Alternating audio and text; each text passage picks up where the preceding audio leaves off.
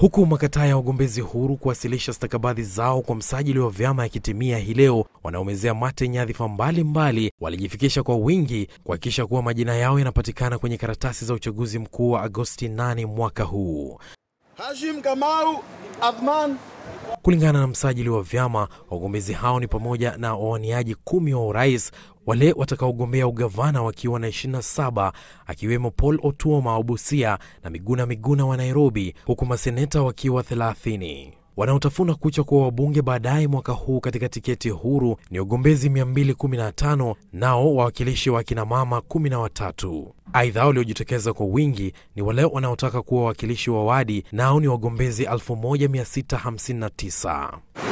Cha kushangaza hata hivyo, wapo wagombezi 34 ambao hadi kufikia sasa hawajafichua watagombea nyadhifa zipi, licha ya kuwasilisha stakabadhi na nembo zao kwa msajili wa vyama. Huku nembo ikiwa moja ya masharti ya lazima, wagombezi walifika hapa na kila sampuli ya nembo. Zingine ziliwavunja mbavu hata wale waliokuwa wakizikagua, waliokuwa na mawe, waliokuwa na vichokonoa na wale wenye toroli ya maduka ya rejareja, wote walifika na sababu zao. Kuna zingine ambao watu washapata. That's why nimeona kuna wenzangu wamerudi, wameregeshwa na 3, wanaambia hizi zote ziko zimetumika. So mimi nikaona nije na 18, at least moja haitakosekana katika hizi. The flash is just meant that I'm digital. Yeah. What about the staircase? The staircase meant we are heading to the future. Yes.